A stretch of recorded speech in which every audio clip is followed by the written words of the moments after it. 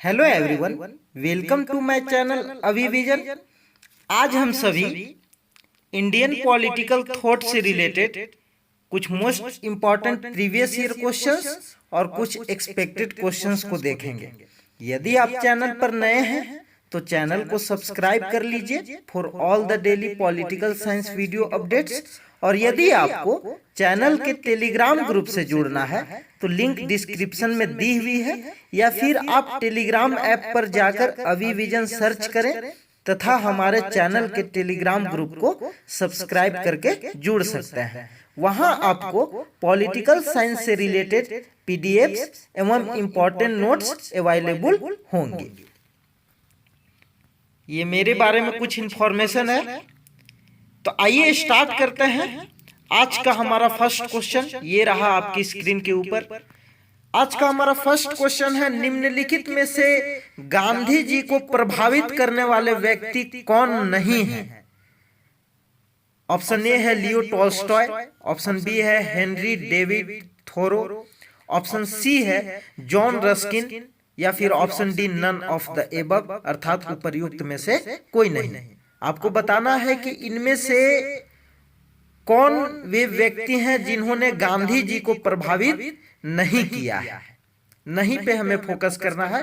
Questions को आप concentration के साथ रीड कीजिए, उसके बाद आंसर देने की कोशिश कीजिए। नहीं तो कभी कभी ऐसा होता है कि क्वेश्चन आप स्पीड में पढ़ लेते हैं और उसके बाद आप मिस्टेक करके आ जाते हैं एग्जाम में। तो इसलिए क्वेश्चन को आप कंसंट्रेशन के साथ रीड कीजिए, उसके बाद आंसर दीजिए। वीडियो को पॉज कर लीजिए। तो इस क्वेश्चन का करेक्ट आंसर हो जाएगा नन ऑफ द एबव, अर्थात इनमें से कोई भी ऐसे व्यक्ति नहीं है जिन्होंने गांधी जी को प्रभावित नहीं किया है। कहने का मतलब है कि इनमें से जो भी ऑप्शन में दे रखा है वो सभी व्यक्ति गांधी जी को प्रभावित किए हैं। जैसे कि गांधी जी लियो टॉल्स्टॉय के the kingdom of God is with in you 1894 के कथन से प्रभावित थे। लियो टॉल्स्टॉय के द्वारा एक स्टेटमेंट दिया गया था, the kingdom of God is with in you, अर्थात भगवान का साम्राज्य आपके अंदर निहित है। ईश्वर का साम्राज्य आपके अंदर निहित है, जो कि 1894 में लियो टॉल्स्टॉय के द्वारा यह स्टेटमेंट दिया गया था, the kingdom of God is with in you. और गांधी जी लियो टॉल्स्टॉय के इस स्टेटमेंट से बहुत ही ज्यादा प्रभावित थे। हेनरी डेविड थोरो के the essay on civil disobedience, जो कि 1849 में पब्लिश हुई थी, इससे भी गांधी जी काफी प्रभावित थे। और जॉन रस्किन की एक रचना है, उस रचना का नाम है अंटो दिस लास्ट, जो कि 1860 में पब्लिश हुई थी, उससे भी गांधी जी बहुत ही ज्यादा प्रभावित थे। और सर्वोदय इसी का रूपांतरण माना जाता है, जो कि गुजराती भाषा में लिखी गई है। फ्रेंड्स, यदि आपने इंडियन पॉलिटिकल थॉट के एमसीक्यू फर्स्ट वीडियो सीरीज को नहीं देखा है तो आप जाकर चैनल के प्लेलिस्ट में उसे जरूर देखें, या उसकी लिंक मैं डिस्क्रिप्शन बॉक्स में दे दूंगा, आप वहां से भी जाकर देख सकते हैं। उनमें मैंने इन सारी पुस्तकों का जिक्र किया है और इन सारे राइटर के द्वारा जो फेमस स्टेटमेंट दिए गए हैं उनका जिक्र मैंने उस वीडियो के अंतर्गत किया है। तो इस क्वेश्चन का करेक्ट आंसर हो जाएगा नन ऑफ द एबव, यानी इनमें से कोई भी व्यक्ति ऐसे नहीं है जो गांधी जी को प्रभावित नहीं करते हैं, अर्थात सभी गांधी जी को किसी न किसी रूप में प्रभावित कर रहे हैं, जैसे कि Leo Tolstoy, Henry David Thoreau, John Ruskin. Gandhi ji ने यह शिक्षा जॉन रस्किन से ली थी कि प्रत्येक व्यक्ति को श्रम करना चाहिए, क्योंकि जितना महत्व एक वकील के श्रम का है उतना ही महत्व न्याय के भी श्रम का है। और यह जो स्टेटमेंट है, यह जो एजुकेशन है, वो गांधी जी ने जॉन रस्किन से ली थी, जॉन रस्किन के द्वारा प्राप्त की थी। तो याद रखिएगा आप सभी, इस क्वेश्चन का करेक्ट आंसर हो जाएगा ऑप्शन डी। तो बढ़ते हैं नेक्स्ट क्वेश्चन की ओर।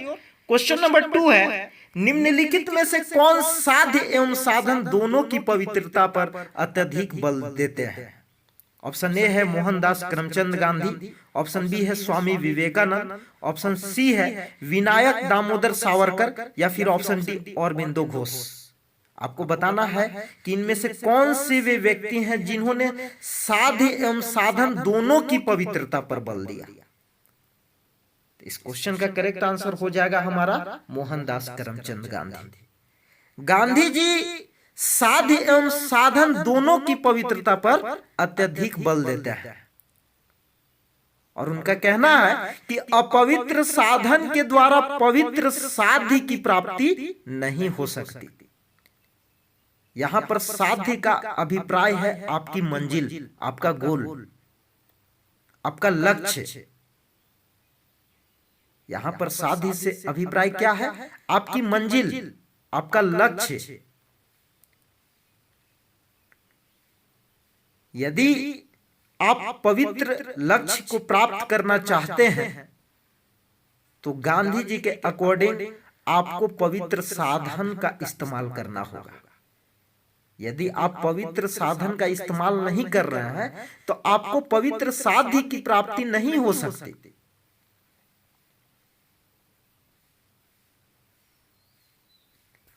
तो बढ़ते हैं नेक्स्ट क्वेश्चन की ओर।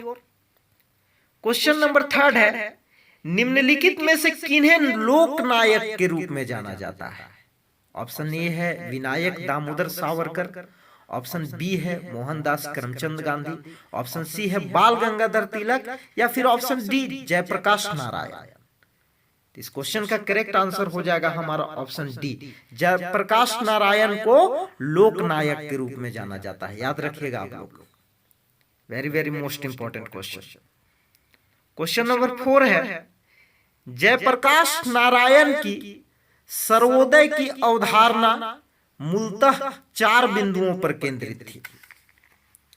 जयप्रकाश नारायण की सर्वोदय की अवधारणा मूलतः 4 बिंदुओं पर केंद्रित थी। फर्स्ट है साधनों की पवित्रता, सेकंड है मानवीय मूल्यों की सर्वोपरिता, थर्ड है आर्थिक और सामाजिक रूपांतरण के लिए जनता की शक्ति में विश्वास, फोर्थ है विकेंद्रीकरण। आपको बताना है कि इनमें से कौन से सही है। कोड दे रखा है, ऑप्शन ए है only first and second, option B है only second and third, option C है ओनली फर्स्ट एंड फोर्थ, या फिर option D all of the above, यानी उपर्युक्त में से सभी सही है। बताइए क्या होगा इस क्वेश्चन का करेक्ट आंसर, बताइए।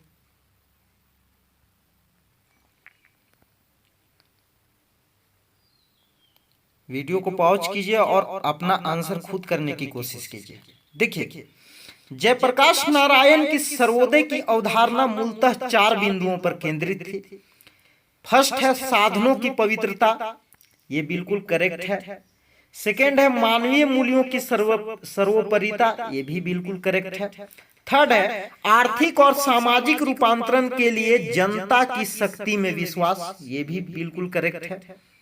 फोर्थ है विकेंद्रीकरण, डिसेंट्रलाइजेशन, ये भी बिल्कुल करेक्ट है। अर्थात चारों ऑप्शन जो हमारा दिए गए हैं वो चारों ऑप्शन करेक्ट हैं। दैट मींस कि all of the above, option D इस क्वेश्चन का करेक्ट आंसर हो जाएगा। जयप्रकाश नारायण को लोकनायक के रूप में जाना जाता है और जयप्रकाश नारायण के समाजवादी विचारों को विकास क्रम की दृष्टि से यदि देखा जाए तो उसे 3 खंडों में आप विभाजित करके देख सकता है। जैसे जयप्रकाश नारायण अपने विचारों के प्रारंभिक चरण में मार्क्सवादी समाजवाद का सिद्धांत प्रस्तुत करते हैं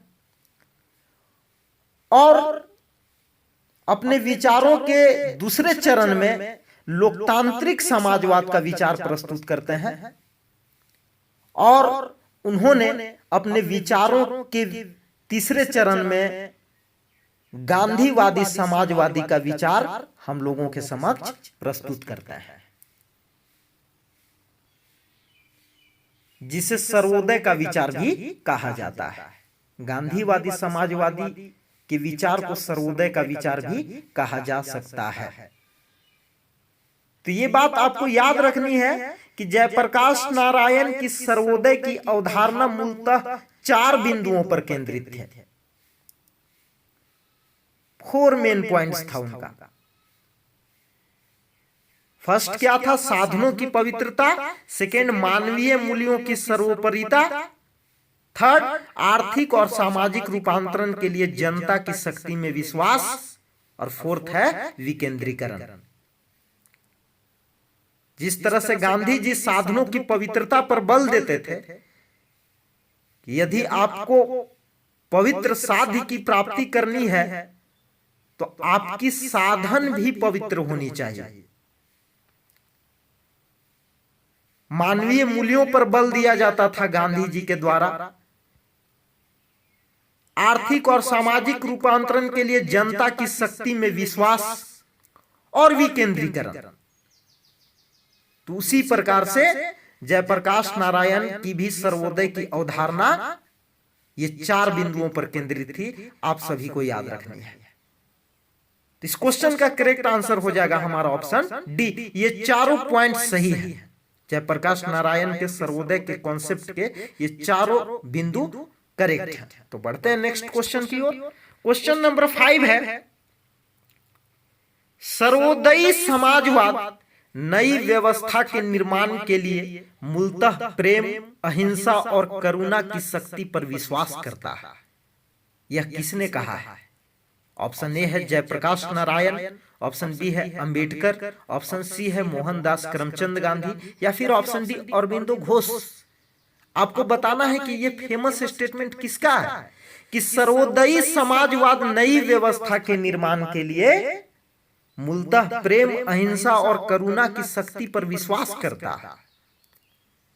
इस क्वेश्चन का करेक्ट आंसर हो जाएगा हमारा ऑप्शन ए। दैट मींस कि जयप्रकाश नारायण का यह फेमस स्टेटमेंट है।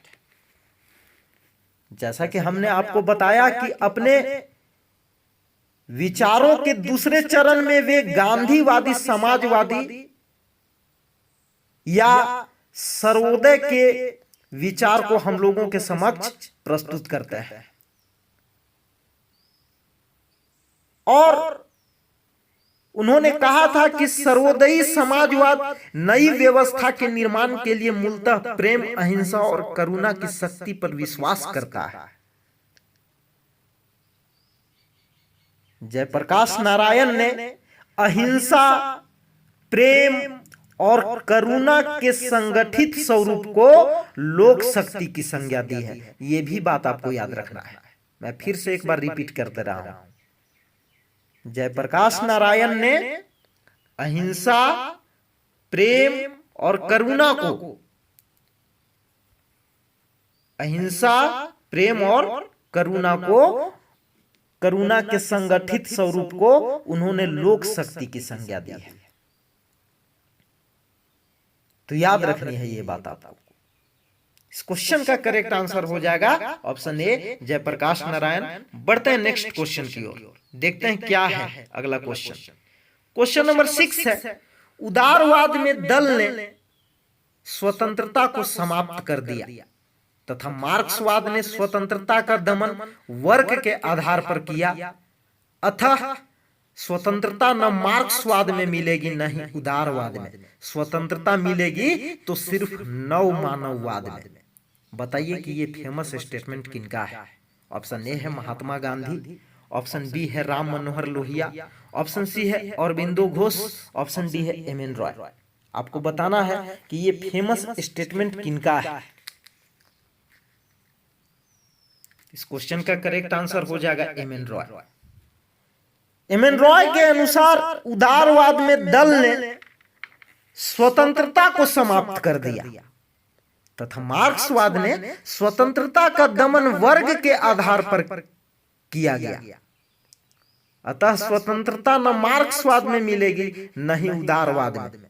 स्वतंत्रता यदि सिर्फ मिलेगी तो वह नव मानववाद में मिलेगी। एमएन रॉय ने हम लोगों के समक्ष नव मानववाद की अवधारणा प्रस्तुत की और बताया कि उदारवाद में दल ने स्वतंत्रता को समाप्त कर दिया तथा मार्क्सवाद ने स्वतंत्रता का दमन वर्ग के आधार पर किया। अतः स्वतंत्रता न मार्क्सवाद में मिलेगी न ही उदारवाद में। स्वतंत्रता सिर्फ मिलेगी तो सिर्फ नव मानववाद में। तो याद रखिएगा इस स्टेटमेंट को। यह स्टेटमेंट है मानवेंद्र नाथ रॉय जी का। ऑप्शन डी इस क्वेश्चन का हमारा करेक्ट आंसर होगा। तो बढ़ते हैं नेक्स्ट क्वेश्चन की ओर। क्वेश्चन नंबर 7 है, नव मानववाद के अंतर्गत एमएन रॉय द्वारा निम्नलिखित विचारधाराओं का खंडन किया गया है। आपको बताना है कि इनमें से कौन से सही है। फर्स्ट है, गांधीवाद के आध्यात्मिक व धार्मिक आधार की आलोचना की गई। सेकेंड है, संसदीय लोकतांत्रिक मान्यताओं का खंडन किया और संसदीय लोकतंत्र को विनम्र अधिनायकवाद कहा। थर्ड है, फांसीवाद एवं नारीवाद का विरोध किया। फोर्थ है, भारतीय दार्शनिक परंपरा की आलोचना की तथा वेदांत दर्शन को रूढ़िवादी कहा। फिफ्थ है, साम्यवादी विचारधारा को भी अस्वीकृत कर दिया जिसके वे पहले समर्थक थे एवं वर्गीय विश्लेषण को भी अस्वीकृत कर दिया। कोड दे रखा है option A only first second third, option B only second third fourth, option C only first third fifth, option D all of the above, अर्थात उपर्युक्त में से सभी सही हैं। आप बताइए कि इस क्वेश्चन का कौन सा ऑप्शन हमारा करेक्ट होगा, बताइए। वीडियो को पॉज कीजिए, क्वेश्चन को अच्छे से रीड कीजिए। इस वीडियो सीरीज के अंतर्गत जितने भी सारे क्वेश्चन इंक्लूड किए जा रहे हैं वे सारे इंपॉर्टेंट हैं आपके एग्जाम पॉइंट ऑफ व्यू से, इसलिए सारे को कंसंट्रेशन के साथ रीड करना है और आंसर देने की कोशिश करना है। डियर स्टूडेंट्स, जितने क्वेश्चंस आप प्रैक्टिस करेंगे आपको एग्जाम देने में उतना ही आसानी होगी और प्रैक्टिस के आधार पर ही आप कॉम्पिटिटिव एग्जाम को क्रैक कर सकते हैं। बताइए क्या होगा इस क्वेश्चन का करेक्ट आंसर। देखिए, नव मानववाद के अंतर्गत एमएन रॉय द्वारा कुछ विचारधाराओं का खंडन किया गया है जिनमें फर्स्ट दे रखा है गांधीवाद के आध्यात्मिक व धार्मिक आधार की आलोचना की गई है। बिल्कुल, न्यू ह्यूमनिज्म के अंतर्गत गांधीवाद के आध्यात्मिक व धार्मिक आधार की आलोचना की गई है, यह बात आपको याद रखनी है। सेकेंड है, संसदीय लोकतांत्रिक मान्यताओं का खंडन किया गया है और संसदीय लोकतंत्र को विनम्र अधिनायकवाद कहा गया है इनके द्वारा। ये भी स्टेटमेंट बिल्कुल करेक्ट है। थर्ड है, फांसीवाद एवं नारीवाद का विरोध किया गया है। फोर्थ है, भारतीय दार्शनिक परंपरा की आलोचना की गई है तथा वेदांत दर्शन को रूढ़िवादी कहा गया है। ये भी स्टेटमेंट बिल्कुल करेक्ट है। फिफ्थ है, साम्यवादी विचारधारा को भी अस्वीकृत कर दिया गया जिसके वे पहले समर्थक थे एवं वर्गीय विश्लेषण को भी अस्वीकृत कर दिया गया। ये भी स्टेटमेंट करेक्ट है। दैट मीन्स कि ऑप्शन डी इस क्वेश्चन का हमारा राइट आंसर हो जाएगा। That means all of the above, उपर्युक्त में से सभी सही है। तो याद रखना है आपको कि एमएन रॉय के न्यू ह्यूमनिज्म अर्थात नव मानववाद के अंतर्गत किन विचारधाराओं का खंडन किया गया है। 3 पॉइंट्स को आप याद रखिएगा। तो बढ़ते हैं नेक्स्ट क्वेश्चन की ओर। क्वेश्चन नंबर 8 है, मनुष्य ही सभी वस्तुओं का मानदंड है, यह किसने कहा है? Very very most important question. और ये जो क्वेश्चन है ये प्रीवियस ईयर में भी आ चुके हैं कि मनुष्य ही सभी वस्तुओं का मानदंड है, यह किसके द्वारा कहा गया है? ऑप्शन ए है बी.आर. अम्बेडकर, ऑप्शन बी है अरबिंदो घोष, ऑप्शन सी है मानवेंद्र नाथ रॉय या फिर ऑप्शन डी महात्मा गांधी। बताइए क्या होगा इस क्वेश्चन का करेक्ट आंसर। तो इस क्वेश्चन का करेक्ट आंसर हो जाएगा एमएन रॉय। ऑप्शन सी इस क्वेश्चन का हमारा करेक्ट आंसर होगा। मानवेंद्र नाथ रॉय के द्वारा कहा गया है कि मनुष्य ही सभी वस्तुओं का मानदंड है। एम.एन. रॉय का कहना था कि सभी सामाजिक संस्थाओं का केंद्र बिंदु मानव है। उन्होंने न्यू ह्यूमनिज्म कॉन्सेप्ट में अपने नव मानववाद की अवधारणा में ये बात कही कि सभी सामाजिक संस्थाओं का केंद्र बिंदु मानव है, अर्थात मनुष्य ही सभी वस्तुओं का मानदंड है। तो बढ़ते हैं नेक्स्ट क्वेश्चन की ओर। क्वेश्चन नंबर 9 है, गांधी जी ने सविनय अवज्ञा का विचार किससे लिया है? ऑप्शन ए है डेविड थोरो, ऑप्शन बी है लियो टॉल्स्टॉय, ऑप्शन सी है जॉन रस्किन, या फिर option D none of the above. आपको बताना है कि गांधी जी का जो सिविल डिसओबीडियंस का जो आइडिया था वो किससे उन्होंने ग्रहण किया है, किससे प्राप्त किया है? सिविल डिसओबीडियंस का जो आइडिया था वो किससे ग्रहण किया गया है? बताइए क्या होगा इस क्वेश्चन का करेक्ट आंसर? इस क्वेश्चन का करेक्ट आंसर हो जाएगा डेविड थोरो। गांधी जी ने सविनय अवज्ञा का विचार डेविड थोरो से ग्रहण किया है। और सविनय अवज्ञा का क्या अर्थ है? सिविल डिसओबीडियंस का क्या अर्थ है? तो सविनय अवज्ञा का अर्थ है जानबूझकर सार्वजनिक रूप से अन्यायपूर्ण विधि का उल्लंघन करना। अगर आप किसी अन्यायपूर्ण विधि का उल्लंघन कर रहे हैं जानबूझकर, दैट मीन्स कि आप सविनय अवज्ञा कर रहे हैं, उस कानून का सविनय उल्लंघन कर रहे हैं, अवज्ञा कर रहे हैं। दैट मीन्स कि मानने से इनकार कर रहे हैं जानबूझकर। और सविनय अवज्ञा का दूसरा अर्थ क्या है? सविनय अवज्ञा का अर्थ है विधि का उल्लंघन सामुदायिक हित के लिए किया जाएगा, व्यक्तिगत स्वार्थ के लिए नहीं। यदि आप सविनय अवज्ञा के विचार का पालन कर रहे हैं, दैट मीन्स कि आप लॉ का उल्लंघन कर रहे हैं, तो आप कम्युनिटी के इंटरेस्ट के लिए कर रहे हैं। पर्सनल इंटरेस्ट के लिए आप किसी विधि का उल्लंघन नहीं कर सकता है।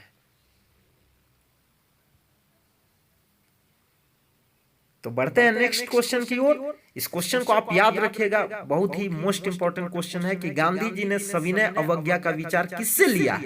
तो डेविड थोरो से लिया है। क्वेश्चन नंबर 10 है, सत्य ही ईश्वर है, ट्रूथ इज गॉड, किसका कथन है? ऑप्शन ए है एम.के. गांधी, ऑप्शन बी है स्वामी विवेकानंद, ऑप्शन सी है जवाहरलाल नेहरू, या फिर ऑप्शन डी अरबिंदो घोष।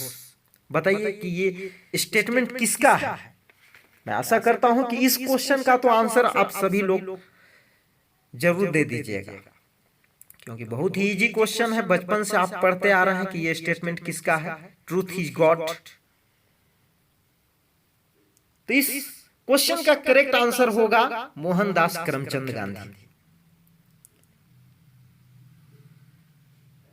सत्य ही ईश्वर है, गांधी जी ने इसी को अपना दर्शन बताया।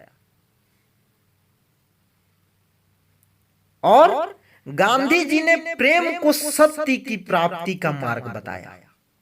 याद रखिएगा, सत्य ही ईश्वर है, गांधी जी ने इसी को अपना दर्शन का आधार बनाया, और गांधी जी ने प्रेम को सत्य की प्राप्ति का मार्ग बताया।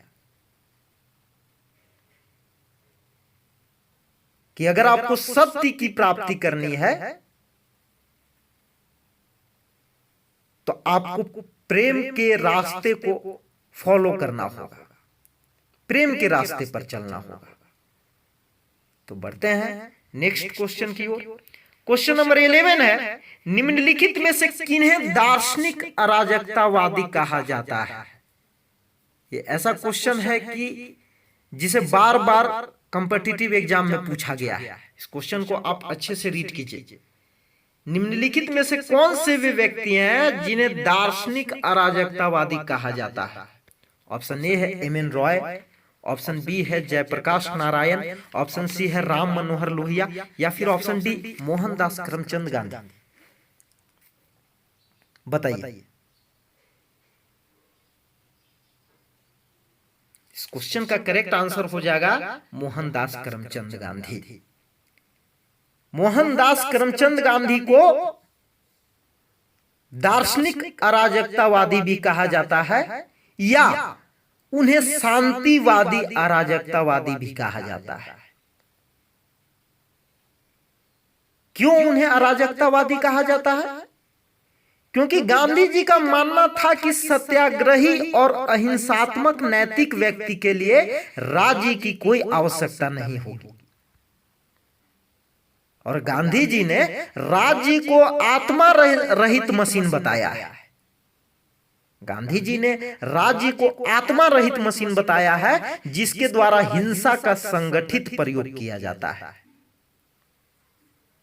और गांधी जी राज्य नामक संस्था का हमेशा ही विरोध करते थे, क्योंकि गांधी जी के अनुसार आदर्श व्यवस्था में राज्य की कोई आवश्यकता नहीं है। उनका कहना था कि अगर हम आदर्श व्यवस्था का निर्माण करते हैं तो उसमें स्टेट का कोई जरूरत ही नहीं है, राज्य की कोई आवश्यकता ही नहीं है, क्योंकि राज्य की हिंसा व्यक्ति की हिंसा से भयंकर होती है।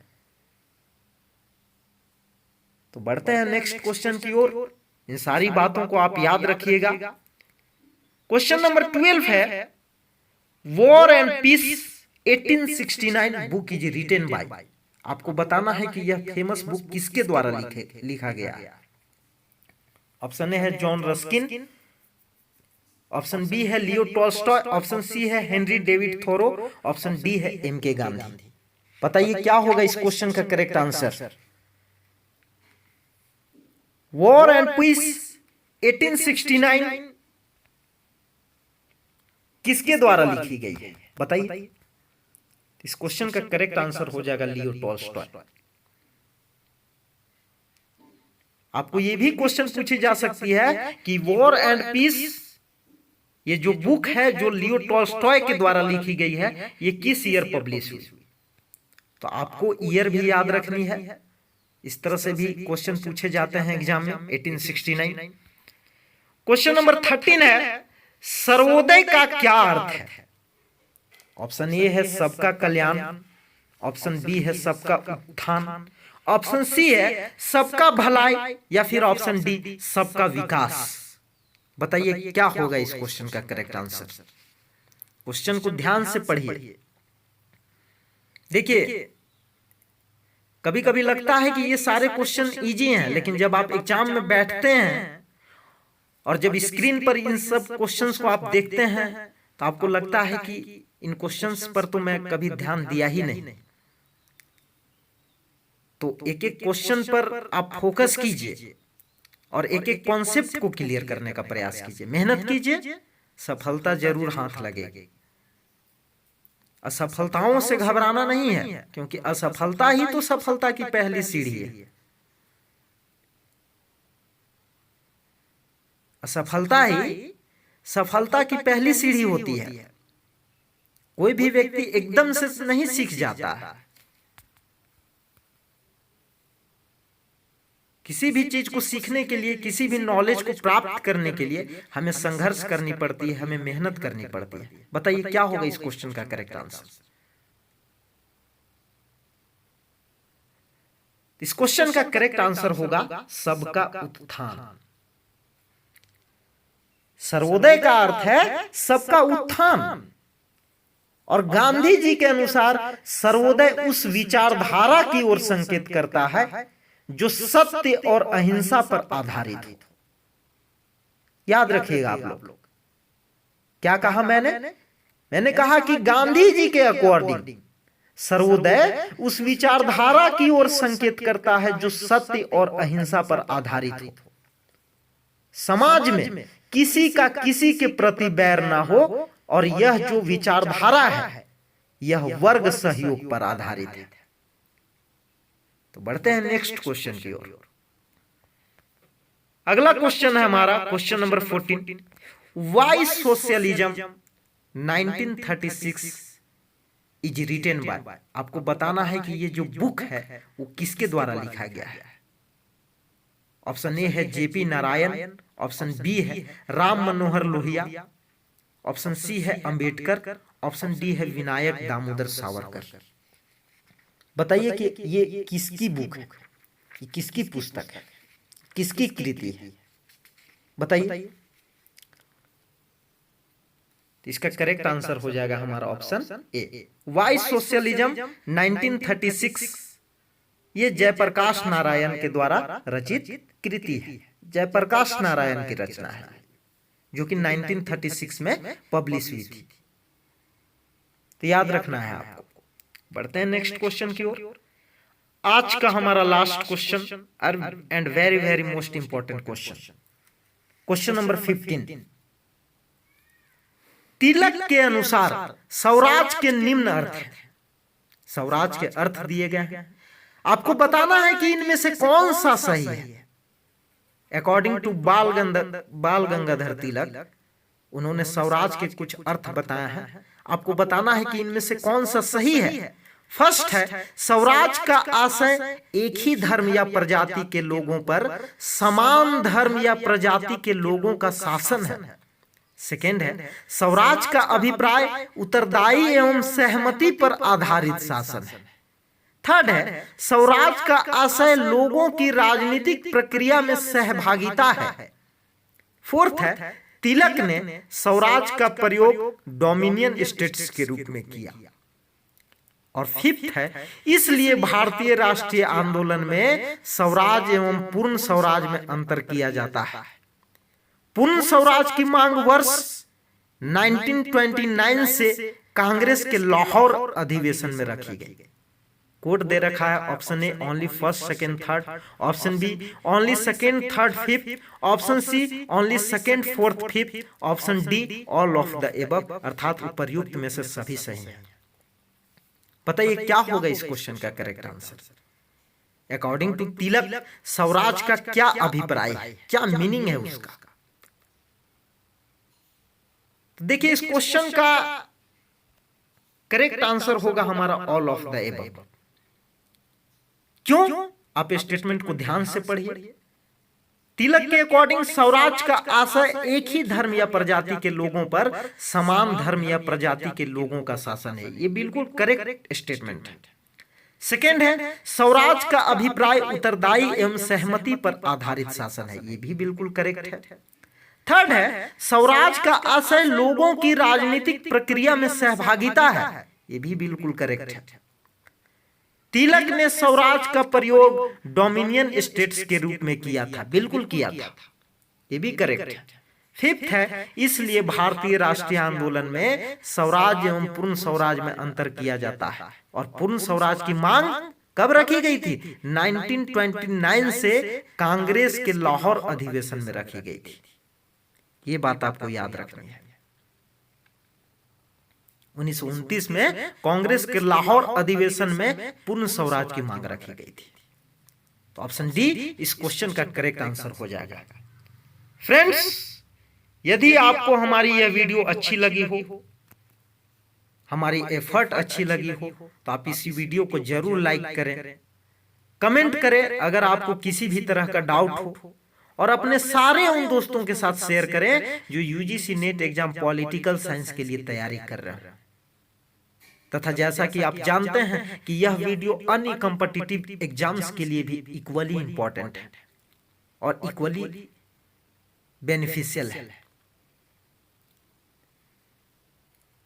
हमारे चैनल को जरूर सब्सक्राइब करें, बेल आइकन को भी प्रेस कर लें ताकि हमारे द्वारा बनाई गई हर वीडियो की नोटिफिकेशंस आपको मिलती रहे।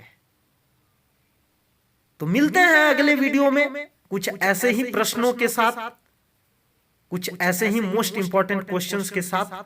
तो आज के लिए इतना ही, धन्यवाद।